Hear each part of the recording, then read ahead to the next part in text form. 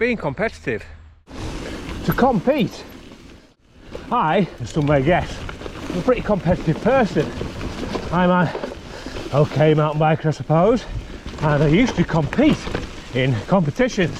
Never did too well, but that was never really that important to me.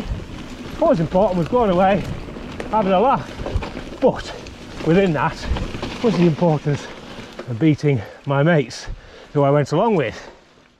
But I no longer go to races, I no longer take part in competition. But do you have to compete to be competitive? I would argue not. I think the vast majority of us mountain bikers are competitive, whether we like it and whether we agree to that statement or not. You go out for a ride with Lenny, you try and overtake him, that's been competitive. Lenny gets a longer travel bike or a lighter bike, and now you want one so you can keep up with Lenny. That's been competitive.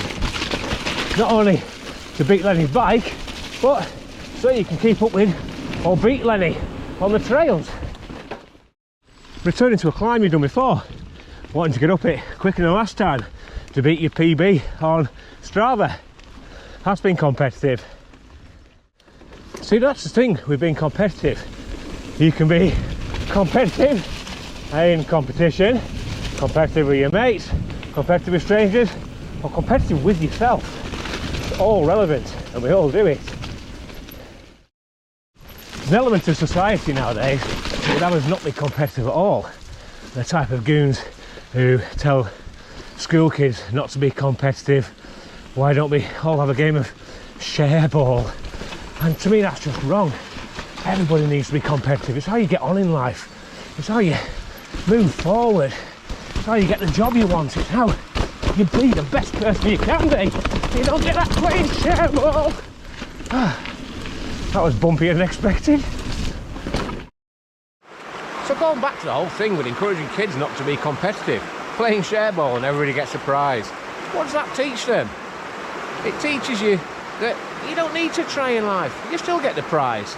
That's not true. That's not right. Yes, you could argue that it's looking out for number one, but in life you need to look out for number one. Bloody teamwork. Bollocks to that. If you look at it from a sports perspective, I love mountain biking. Mountain biking is not a team thing. I hate football. Football is a team thing. I mean, that's probably taking it a bit far really, isn't it, as a metaphor, but I do hate football. It's shit. Nature in the 21st century. Daffodils next to a dog shit bag. So you may well ask, why, if I'm a competitive person, don't I compete in races, enduro, downhill and all that guff?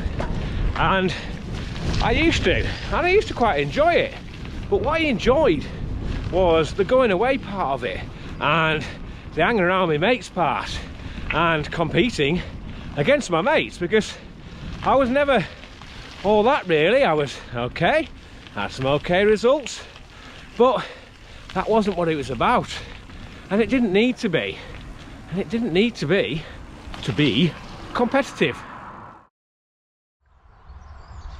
There's a sign for you. Thank God they haven't got battery children anymore.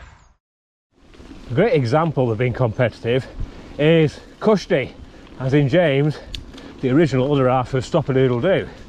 Now James used to love racing, downhill, cross country, endurance, you name it. The only problem was, and he won't mind me saying this, James was shit, and I mean bad. He'd come second to last or last, but he loved racing. So how's that competitive then? Well, he was competitive in other ways, probably still is.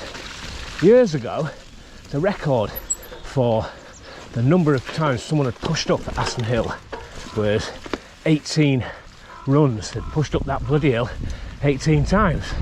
So Cushy being Cushy, we set off at silly o'clock in the morning, went there and pushed up it 22 times. 22. That's before days of e-bikes or everything else, but he did it. His competitive spirit made him do it. Bloody idiot, but still.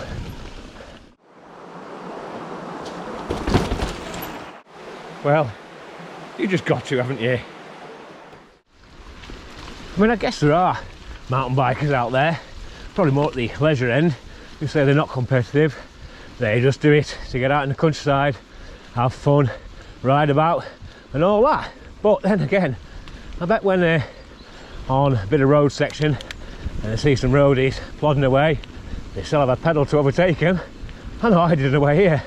I know it's a futile exercise because if the roadie wanted to, they could just bomb off and leave you for dead. But still being competitive, isn't it? Never leaves you. So as I stand next to Laura and Luke's eternal message of love, let's have a look at the elephant in the room. YouTube, having a YouTube channel. Now, mountain biking YouTube channels, as we've already discussed, you're never going to make a fortune, you're never going to get a lot of subscribers, so it's not really being competitive as such, apart from with your peers, your mates who also have channels. Am I competitive when it comes to friends' channels? Do I want more subs than them? Of course I do. I think anybody who has a YouTube channel will tell you exactly the same thing. And if they don't, then they're talking after their backside. And in saying that, it doesn't mean I want my friends' YouTube channels to fail. I just obviously want mine to win.